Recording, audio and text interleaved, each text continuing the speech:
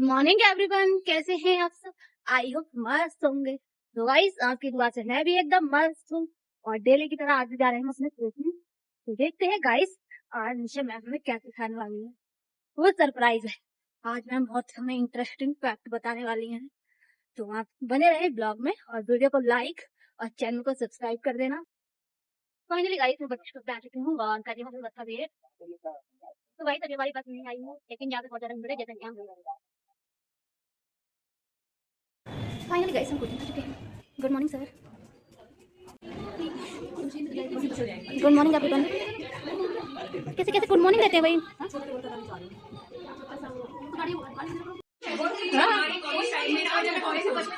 फिर क्या हुआ दीदी।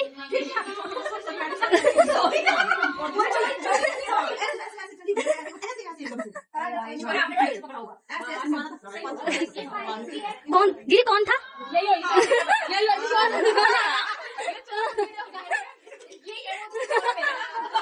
तो गाइस यहाँ निशा दीदी के साथ मैंने किया था रास्ते में प्रैंक फोन छीनने का, तो दीदी यहाँ पर वही बता रही थी और नाउ निशा मैम की एंट्री हो चुकी है।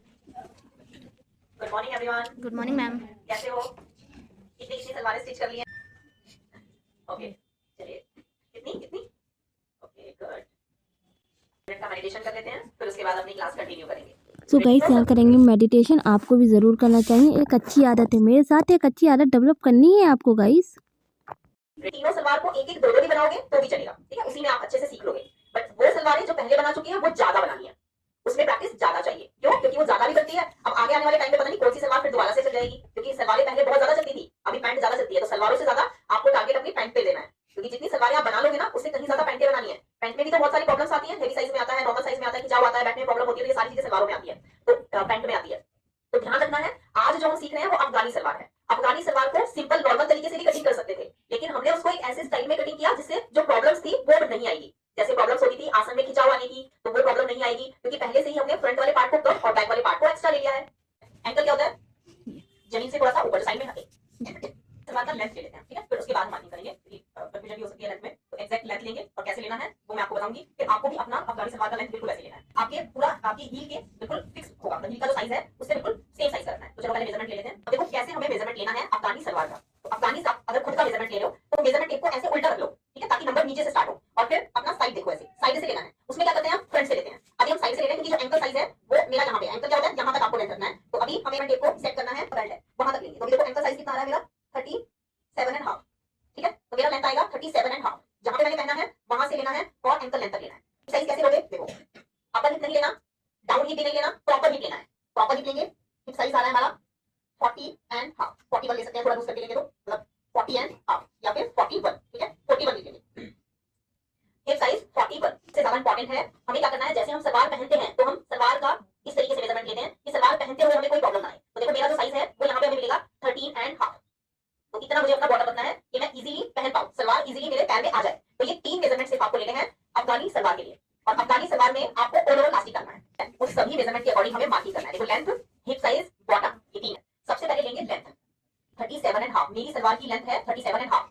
अब यहाँ पे पता है दो चीजें, या तो आप बेल्ट वैसे ही लगाएं जैसे आपकी पहले सलवारों में लगी हुई है, 6 इंच, 6.5 इंच, 5 इंच, ऐसे बेल्ट लगा सकते हो इस सलवार में भी। लेकिन यहाँ पे हम जो सलवार की बेल्ट लगाएंगे ना वो नॉर्मल लगाएंगे, बस कपड़ा ऐसे फोल्ड करके, बेल्ट अलग से नहीं लगाएंगे। तो बहुत अच्छी फिटिंग के साथ बनती है और ना आपकी सलवार उठेगी, बिल्कुल भी नहीं उठेगी। तो यहाँ पे हमने 37। अब यहाँ से आपको जो लेंथ लेना है, यहाँ से जो आपको आसन लेना है, इसमें क्या करोगे आप, जो भी आपका हिप साइज है उसको 4 से डिवाइड कर दोगे और यहाँ पे ले लोगे। तो ये मेरा आसन की लेंथ है। आसन की लेंथ लेने के लिए मैंने क्या यूज किया है, hip size, hip divided by 4.5 ले रही हूँ। नीचे वाली लाइन पर सेम ले लेंगे और दोनों पॉइंट ले रही हूँ 2.5, 2.5 इधर और 2.5 इधर, 2.5 इधर, 2.5 इधर। अब देखो मेरा यहाँ पे 10.5 आया, सपोज करो आपका हिप साइज बहुत ज्यादा था तो आपका फिर निशान इधर जाएगा और फिर उस निशान से आगे लोगे आप। तो हैवी साइज में 2.5 नहीं लोगे, हैवी साइज में 3.5 लोगे। अगर आपका ओवर हैवी साइज है तो 3.5 ले लोगे, क्योंकि लोगे तो इतना भी ऊपर वाली साइड से भी यहाँ से 2.5 एक्स्ट्रा लोगे। हर सलवार में हम आगे से बेल्ट को छोटा करते हैं, अफगानी सलवार में पीछे से, हर सलवार में आगे से छोटा करते हैं, अफगानी सलवार में पीछे से बड़ा करेंगे। ये बड़ा हम करते नहीं है जिससे प्रॉब्लम आती है। ऐसे निशान लगा, ये 14.5 है और यहाँ पे मैंने ले लिया 13.5। अब इसको मैंने ब्लैक कर्व स्केल से मिला दिया। ब्लैक कर्व स्केल का जो राउंड वाला, डीप राउंड वाला पार्ट है वो मैंने यूज किया यहाँ से यहाँ तक, ऐसे ऊपर वाला बाहर वाला जो निशान है उस निशान को कटिंग कर रही हूँ। अच्छा एक चीज और अभी कटिंग नहीं करेंगे, पहले आप ये चीजें चेक करेंगे क्योंकि कई बार आपकी सलवार टाइट हो जाती है, तो यहाँ से चेक करोगे, यहाँ से यहाँ तक चेक करोगे। मुझे मिला जो निशान आपका सिलाई लगाने के बाद जो बचेगा वो लेना है आपको। जैसे मैं यहाँ पे सिलाई लगा रही हूँ तो यहाँ पे जूम करो थोड़ा, फोल्ड वाली साइड से इस पॉइंट पर ऐसे मेजर कर लिया तो मुझे यहाँ पे मिला 10.25। अब 10.25 इंच को यहाँ से यहाँ तक मिलाऊंगी तो मुझे मिल गया है 20.5। अब 20.5 को यहाँ पे मिलाऊंगी, अब पीछे तक चेक करूंगी। यहाँ पे देखो यहाँ से मैंने सिलाई लगाया तो मुझे मिला 33.5। तो अब 33.5 को मैं यहाँ रखूंगी तो देखती हूँ मैं मुझे कितना मिलेगा। रेडी, मुझे मिल रहा है यहाँ पे 46.5। मुझे कितना मिला 46.5 है। तो अब मुझे पता चल गया मेरा कितना ढीला रहने वाला है। देखो 1 2 3 4 5.5, 5.5 इंच एक्स्ट्रा मिल रहा है मुझे। मतलब मेरा टाइट सलवार हिप से टाइट हो जाएगा, या आपको लगता है क्लाइंट बहुत हैवी है तब आपको ऐसा करना है। और अगर आपको बिल्कुल फिट चाहिए तो ये एकदम परफेक्ट है, इसमें आपको प्रॉब्लम बिल्कुल भी नहीं आएगी। जो मैंने काटा ठीक है, ये कट कर दिया, नीचे वाला पार्ट कट करेंगे जैसे बॉटम कट कर रहे हैं।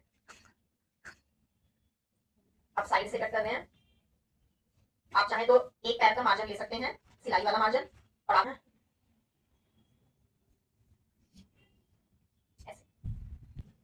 अब इसको ऐसे ओपन करना है और इसके ऊपर ये दूसरा वाला पार्ट रखना है। ध्यान रखो ओपन करना है, कटिंग नहीं करना। अभी ओपन करना है और ओपन करने के बाद ये जो दूसरा पार्ट है यहाँ से सीधा आ रहा है और इसमें यहाँ से सीधा आ रहा है। अगर ये सीधा होगा और ये वाला भी सीधा होगा ना तो फिर दोनों पार्ट एक ही साइड की कटिंग हो जाएंगे, इसलिए ये ध्यान रखना है। अब मैं यहाँ से ऐसे और ऐसे कटिंग करने वाली हूँ और यहाँ से इसको हम ऐसे भी कटिंग कर सकते हैं। अगर आपको ऐसा लग रहा है कि आगे से मेरा थोड़ा सा ज्यादा मतलब ढीला रखना है तो अभी यहाँ से ऐसे भी कटिंग कर सकते हो। कटिंग करते वक्त इसमें आपको म्यानी लगाने की जरूरत नहीं पड़ेगी, ठीक है। ये जो निशान है ये ज्यादा डीप ना लेकर आप ऐसे भी कटिंग कर सकते हो, ठीक है। ऐसे टॉप के ऊपर पहन रहे हैं जो ऊपर से दिखेगा आसन, तब तो यही कटिंग करना है क्योंकि तब तो बिल्कुल फिटिंग चाहिए होगा। क्योंकि कई बार अफगानी सलवार किसी ऐसे क्लाइंट ने बनवा लिया जो किसी शर्ट के ऊपर या किसी ऐसे पार्टी वेयर आउटफिट पे उसको पहनना है और वो ऊपर से पूरा सलवार आपका दिख रहा है, विजिबल हो रहा है, तब कटिंग करना है। ये ऐसे आएगा, जो आपने छोटा वाला पार्ट कटिंग किया है ये आमने सामने ऐसे आगे आएगा। तो कटिंग करने के लिए मैंने लाइनिंग लिया है क्योंकि मेन फैब्रिक के ऊपर अगर निशान लगाऊंगी तो आपको विजिबल ही नहीं होगा, तो इसीलिए पहले मैं प्लेन कपड़े पे मार्किंग करके आपको दिखाऊंगी। आपको बिल्कुल वैसे ही करनी है, बट ध्यान रखना है आप सबको भी मार्किंग ऐसे ही करके मुझे भेजनी है। देखो अगर आपका भी कपड़ा प्रिंटेड है, उस पर डिजाइन बना हुआ है और आपने निशान लगा दिया तो फिर आप मुझे जब भेजोगे तो मुझे विजिबल ही नहीं होगा अच्छे से, जब तक आप भी प्लेन फैब्रिक के ऊपर निशान लगा के नहीं भेजते, ठीक है। तो लाइनिंग के ऊपर अपनी सलवार की कटिंग करूंगी। जरूरी नहीं है कि आपका बहुत सारा कपड़ा हो, बहुत सारी विड्थ का कपड़ा हो, उसमें बहुत ही नॉर्मल कपड़ा चाहिए होता है। 2 मीटर से 2.25 मीटर तक आपका जो अफगानी सलवार है वो बन जाता है। 2 मीटर से 2.25 मीटर तक। कैसे किया है, इधर मेरा फोल्ड वाली साइड है, यहाँ पे फोल्ड वाली साइड है और इधर किनारी वाली साइड है। देखो इधर ओपन होगा, इधर ओपन है और इधर फोल्ड है। तो मैंने क्या करा, एक पार्ट ये ले लिया और एक और इसके ऊपर रख दिया। मतलब आपके पास जितना भी कपड़ा है, आपके पास 2 मीटर कपड़ा होगा या आपके पास 2.25 मीटर कपड़ा होगा, तो आपको क्या करना है, कपड़े को ऐसे ही फोल्ड करना है। इधर फोल्ड है और इधर 4 लेयर है क्योंकि इधर किनारी है, ओपन साइड है, तो इधर तो आपको पहले कपड़े को आयरन करना है, फिर निशान लगाने हैं।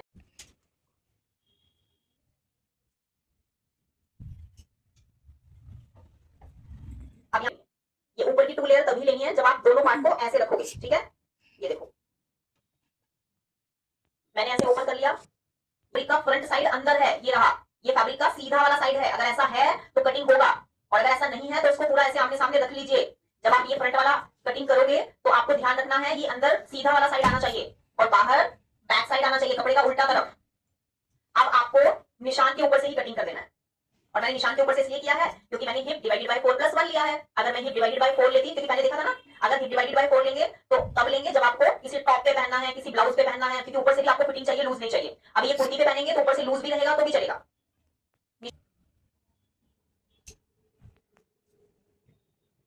अब मुझे स्टिच करना स्टार्ट करना है। स्टिच कैसे करेंगे, पहले आसन ज्वाइन कर लेते हैं। इधर वाला आसन ज्वाइन कर लेंगे और इधर वाला आसन ज्वाइन कर लेंगे, कटिंग कर लेते हैं।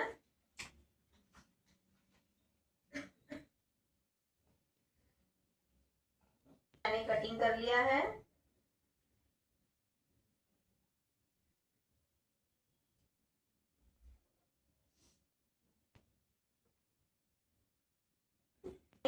आसन मैंने ज्वाइंट कर लिया है और साथ के साथ मैंने आसन के ऊपर ओवरलोड भी कर दिया है।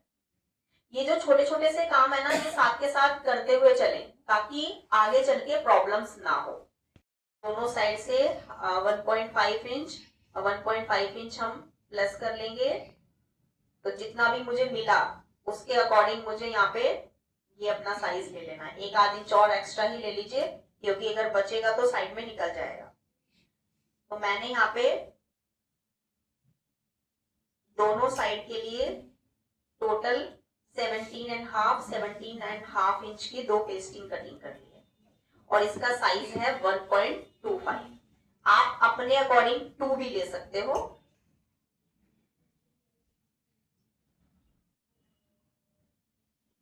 थ्रेड वाला लेस आप ले सकते हैं यहाँ पे लगाने के लिए।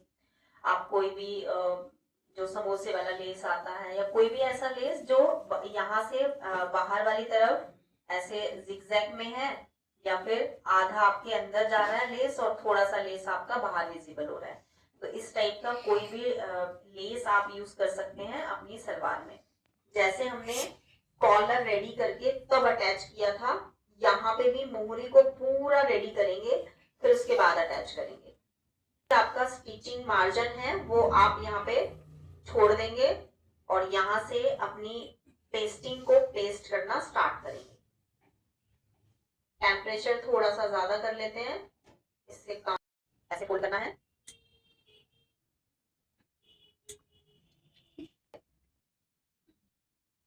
प्रेस कर लेना है।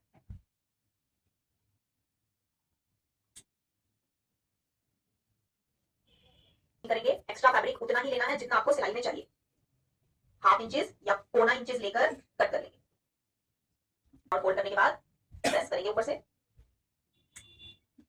जब इसको अटैच करोगे तो जैसे कॉलर में देखा था आपने, एक पार्ट आपका हल्का बाहर निकला था, यहाँ पे भी देखोगे ना, शायद ये फैब्रिक आपका प्रिंटेड है तो आपको ना विजिबल हो, पर जो नीचे वाला कपड़ा है वो हल्का सा एक सुई की नोक के बराबर आपका बाहर निकला रहेगा। ठीक है, तो आपको यहाँ तक, यहाँ से और यहाँ तक हल्का हल्का गैदर डालना है। तो यहाँ पे कट लगा दोगे और ये कितना रखोगे, करीब करीब 2.5 3 या 3.5 इंच तक आप इसको मैक्सिमम रख सकते हो। फिर ये पूरा जो पार्ट है यहाँ पे प्लेट डालेंगे। तो मुझे गाइडलाइन मिल गई है, गाइडलाइन मिलते ही काम आसान हो जाता है। तो यहाँ जहाँ पे मैंने कट लगाया है, इस कट से स्टार्ट कर रही हूँ मैं प्लेट डालना।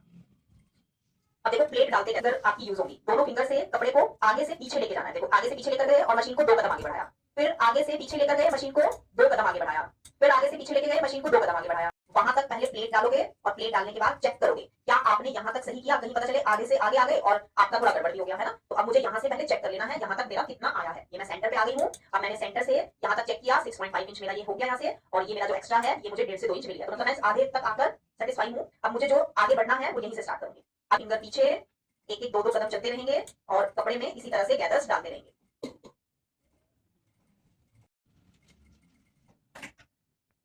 इस तरीके से आपको दोनों साइड रेडी करनी है। 3.5 इंच पे कट लगाएंगे, कट लगाने के बाद यहाँ से प्लेट डालना स्टार्ट कर देंगे। बहुत जरूरी है, जब तक गाइडलाइन हमारे पास नहीं होगा हम कंफर्म नहीं होंगे, तो इसलिए हर कदम पे गाइडलाइन ले लीजिए। आगे जाना है एक साथ और एक एक कदम मशीन को चलाते जाना है।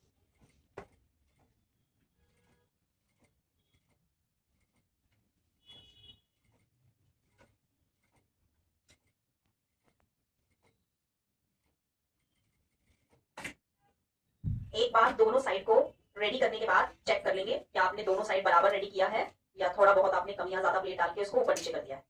प्लेट एकदम बराबर है, ठीक है, दोनों साइड का प्लेट बराबर होगा। अब हम सलवार में मोहरी को अटैच करेंगे। कपड़े के फ्रंट वाली साइड में आनी चाहिए, मतलब फिनिशिंग जो है वो फ्रंट वाले पार्ट में आनी चाहिए।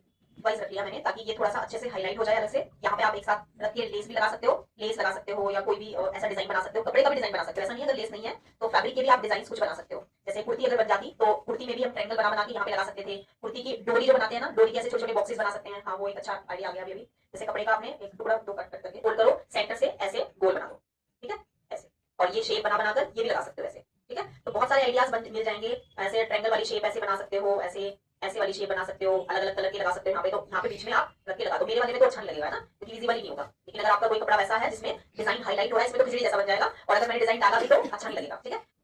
एक तरीका तो आपका ये भी है।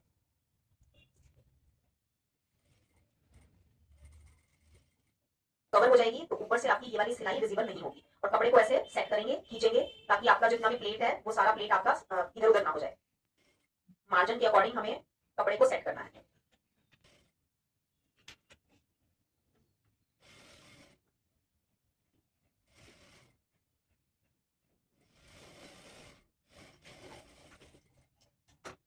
ऐसे कर लेंगे और किनारे पर चाहो तो टॉप स्टिच लगा दो और भी अच्छे से फिर फोल्ड हो जाएगा आपका ये।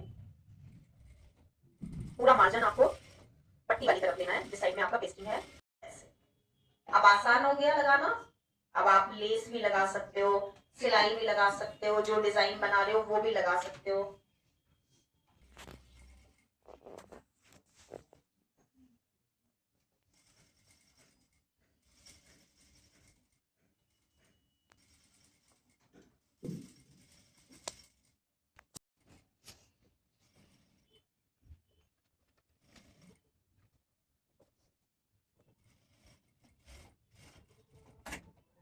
इस तरह से आप कोई भी लेस लगाओगे तो वो भी लेस आपका यहाँ पे हाईलाइट होगा। सही रिजल्ट रहेगा जैसा था। तो पहले लेस को लगा दें। दो सिलाइयां तो लगेगी ही, या तो पहले वाली लगेगी या फिर ऐसे एक। अगर सिंगल सिलाई से लगाओगे तो फिर थोड़ा सा टाइम लगेगा, क्योंकि लेस को भी बैलेंस करना है, कपड़ा भी बैलेंस करना है, अंदर वाला भी और बाहर वाला भी। लेंगे जैसे फोल्ड किया हुआ था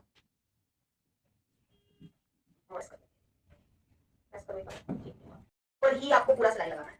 चाहे आपको धीरे धीरे रोक रोक के सिलाई लगानी पड़े, पर आपको सिलाई वही लगानी है जहां आपने लगा दी है। और ऊपर वाली सिलाई लगाते हुए ध्यान रखेंगे जो ऑलरेडी एक सिलाई अंदर लगी है प्लेट डालते हुए, वो सिलाई आपकी ऊपर से विजिबल नहीं होनी चाहिए। अगर तो उसको खोल लेंगे, सिलाई लगा। और अगर आपको सिलाई में बार बार खोलना पड़ रहा है तो खोल लो, ठीक है। और अगर खोलते हुए कपड़ा फट गया है तो फाड़ दो कपड़ा, पर खोलो, ठीक है। कपड़ा फट नहीं लो। ऐसा होता है। जब मैंने शुरू किया था तो एक छोटी सी लड़की मेरे पास आती थी सिलाई सीखने के लिए। 2009 में शुरुआत की थी, तो बगल की एक लड़की सबसे पहले आ गई। तो मैं उससे सिलवाती कम थी, खुलवाती ज्यादा थी। 2 महीने में चली गई सीख के। कह रही है मम्मी मैंने सीखी, वो सिखाती तो है नहीं कुछ, वो खुलवाती रहती है बस। तो अगर आपने खोलने में आलस किया तो आप नहीं सीख पाएंगे, ध्यान रखना। अगर आपने सोचा चला दूंगी, नहीं खोलना मुझे, तो नहीं सीख पाओगे। और जो एक्स्ट्रा है वो टोटल 1.5 इंच है। तो 6.5 इंच जहां पे भी आ रहा है वहां पे हम ऐसे एक पैर के मार्जिन पे ही आ जाना है, क्योंकि एक पैर के मार्जिन में जब आप सिलाई लगाते हो तो आपका जो गोलाई है वो अच्छे से आती है और फिनिशिंग भी अच्छे से आती है।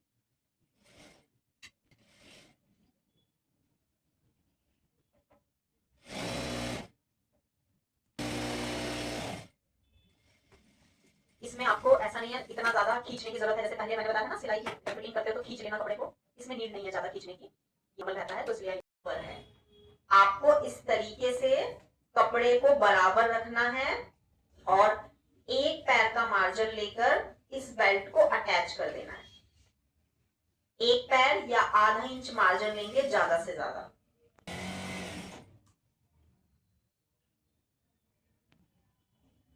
आधा इंच मार्जिन और चारों तरफ से ऐसे ही अटैच कर देंगे।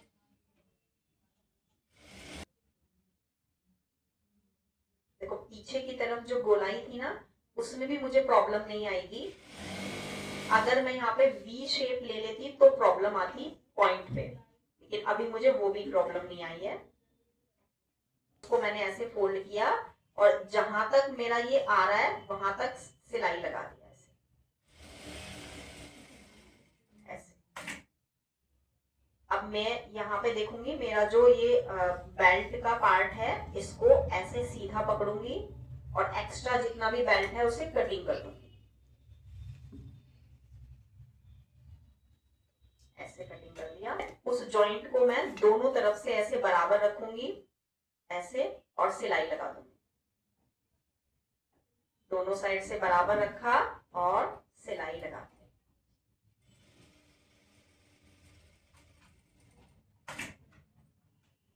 जो मार्जिन है चाहो तो इस मार्जिन को दोनों तरफ कर दो ऐसे, चाहो तो मार्जिन को दोनों साइड में ऐसे नाखून से कर दो, प्रेस भी कर सकते हो, प्रेस भी कर दो। अगर कॉटन है तो ऐसे भी हो जाएगा, लेकिन ध्यान रखो बराबर होना चाहिए। देखो मैंने सिलाई लगाना है और देखो बराबर है बिल्कुल, ठीक है। तो यहाँ पे मैंने स्टिच लगाना है। अब मुझे यहाँ पे सिलाई लगा देना है। सिलाई लगाने के बाद स्टिच लगाना जरूरी है, इसलिए बेल्ट वाले पार्ट को ऐसे बाहर वाली साइड करेंगे और जिस साइड में बेल्ट है उसी साइड में नीचे का मार्जिन भी रखेंगे।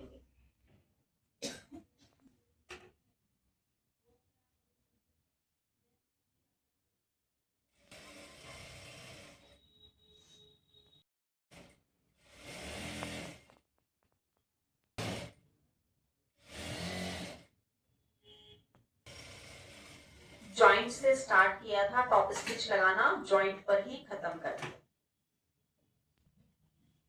अब आप ये देखेंगे कि आपका जो लास्टिक का साइज है वो 1.25 इंच है। आपको उतना ही इसे फोल्ड करना है, मतलब ये जो फोल्ड है ये पूरा 1.25 इंच होना चाहिए। उसमें एक लाइन कम होगा तो आपका टाइट हो जाएगा, आपकी बेल्ट फोल्ड हो जाएगी, और अगर थोड़ा भी एक्स्ट्रा हुआ तो आपका ढीला हो जाएगा। फिर आप पहले फोल्ड कर लें, फिर लास्टिक डाल दें। आप लास्टिक पहले रेडी कर लें, फिर साथ के साथ फोल्ड कर दें। तो बहुत सारे तरीके होते हैं लास्टिक डालने के भी। आपको जो तरीका अच्छा लगता है, जो इजी लगता है, जिससे आपकी फिनिशिंग अच्छी आती है, आपको वही तरीका यूज करना चाहिए, है ना। जब आप मुझे सलवार बना के दिखाओगे, पैंट्स बना के दिखाओगे, तो मुझे तो रिजल्ट से मतलब होगा कि आपने ओवरऑल बनाया कैसा है, फिनिशिंग कैसा आया है। अब आप कोई भी तरीका यूज करें, ठीक है। तो बाकी का काम हम कल करते हैं। चलो अभी काउंटर पे चलते हैं। Sir good afternoon, bye guys, मिलते हैं कल के नेक्स्ट ब्लॉग में।